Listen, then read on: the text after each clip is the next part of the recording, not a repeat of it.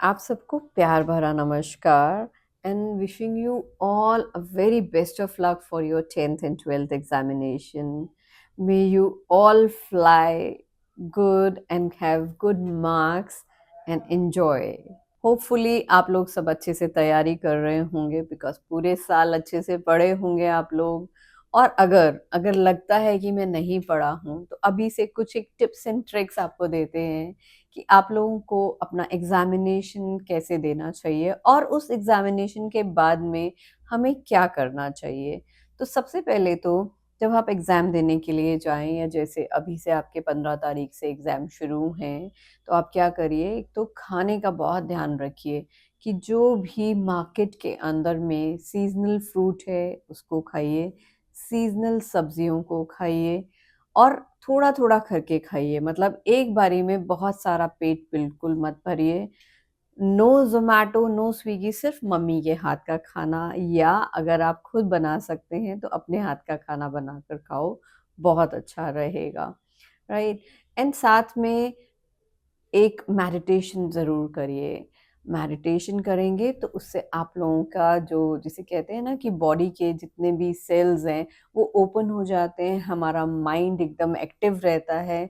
जो मुझे समझना होता है वो मुझे जल्दी समझ में आता है और मैं वैसा ही फिर लिखता चला जाता हूँ या लिखती चली जाती हूँ। और अब बात आती है कि मैं 10th एंड 12th के बाद में क्या करूँ? तो एक अभी बहुत सारे लोगों ने ना एक हौवा बना दिया है कि आप लोग अब्रॉड नहीं जा सकते हैं या आप जल्दी नहीं सेटल हो सकते हैं। अरे!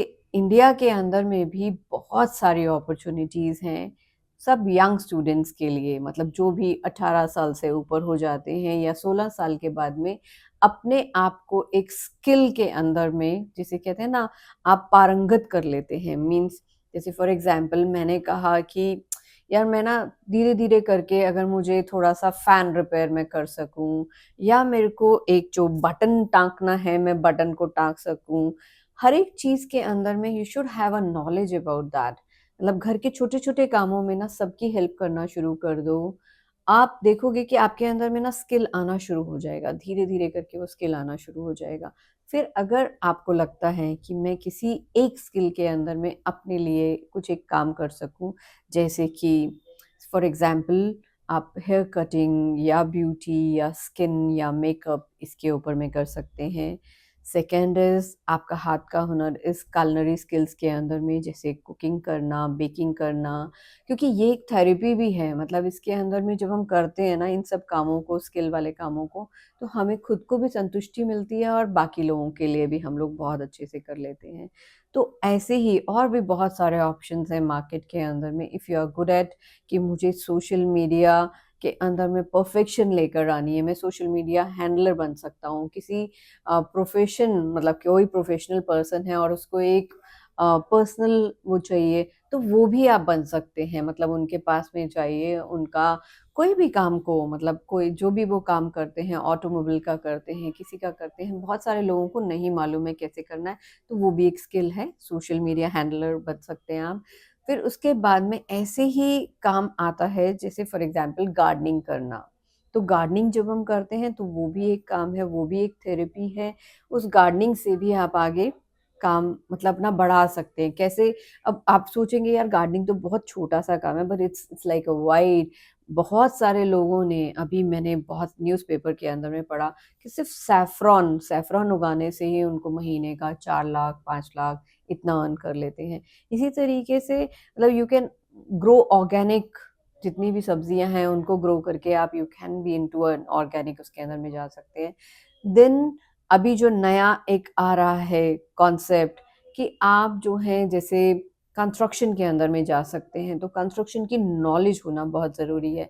उसी तरीके से माइनिंग के अंदर में जा सकते हैं, माइनिंग की नॉलेज होना बहुत ज़रूरी है। तो ये सारे के सारे ना स्किल्ड काम हैं। तो जितना ज़्यादा आप परफेक्शन लेकर आएँगे अपने अंदर में अबाउट स्किल्ड, उसके बाद में करते हैं कोई भी कोर्स जो आपको पसंद हो। ये नहीं है कि आपके फ्रेंड को पसंद है तो वो आपको भी पसंद हो, नो। नो योर अपने नो योर स्किल कि मैं किस में परफेक्ट हूँ। घर के सारे काम करके देख लो जिसमें आपको लगता है ना कि मेरा दिल बहुत ज़्यादा लग रहा है। ऐसे ही you can be a sports coach also, you can be a life skill coach also. आप ये मत समझिए कि यंग एज के अंदर में हम ये नहीं कर सकते, you can B and do that. आप जब इन सब प्रोग्राम्स में जाते हैं, इन सब कोर्सेज को करते हैं ना, तो आप automatically you start earning in a very young age के अंदर में, राइट? तो यंग एज के अंदर में आप अर्न करना सीखिए एंड आगे आगे अपने आप को बहुत बढ़ाइए। तो ध्यान रखिए कि पढ़ने की, लर्निंग की कोई उम्र नहीं होती है।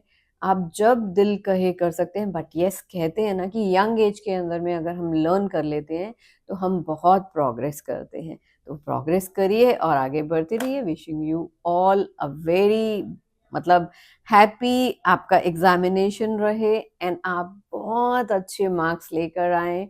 मार्क्स चलो जैसे भी लेकर आओ, बट अच्छे से पढ़ के पास ज़रूर हो जाइएगा।